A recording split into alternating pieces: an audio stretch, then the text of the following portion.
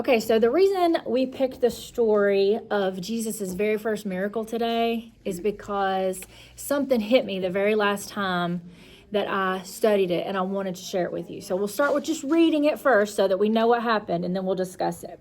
So the wedding at Cana is John chapter 2, and we're starting in verse 1.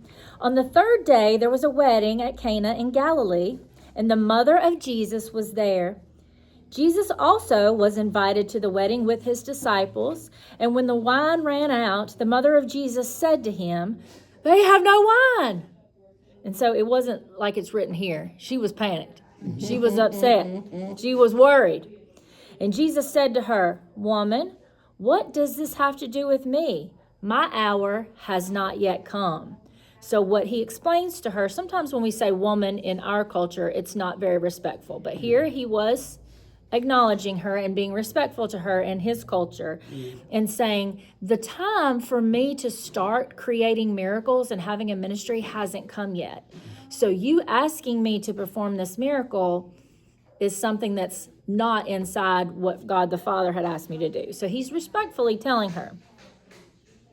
And then his mother says to the servants, she's not really listening. She turns to the servants and she says, "Do whatever he tells you to do. He's going to do it. And you guys are going to be in on it. So you do whatever he tells you to do." So now there were 6 stone water jugs there for the Jewish rites of purification, and each one holding 20 or 30 gallons. So these are pretty big and heavy, right? Jesus says to the servants, "Fill these jars with water." And they filled them up to the very brim. And he said to them, "Now draw out some of that and take it to the master of this feast." So they took it, and when the master of the feast tasted the water that had now become wine, and he didn't know where it came from, he thought the servants who had drawn the water knew where it came from. The master of the feast called the bridegroom and said to the bridegroom, "Everyone serves the good wine first, and then when people have drunk freely, they take out the poor wine."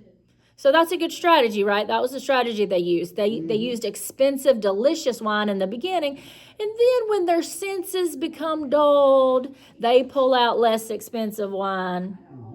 Okay, so that was the strategy. But he said, "You have waited and pulled out the best wine ever," right? This, the first of Jesus' signs, he did this in Cana in Galilee and manifested his glory, and his disciples believed in him. So here are some things that stood out to me. The very first miracle that Jesus did, he didn't do it because God the Father, the creator of all things, said, "It's time. Heal this person, make this person see, turn water into wine, walk on water." It wasn't because of his heavenly Father.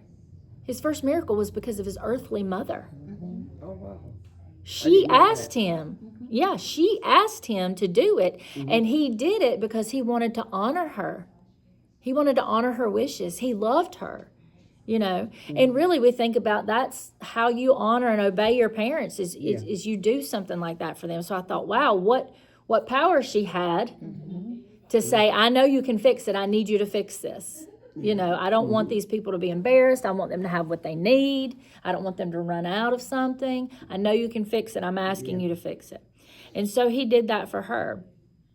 And what is also incredible about this is that he didn't just do it for her.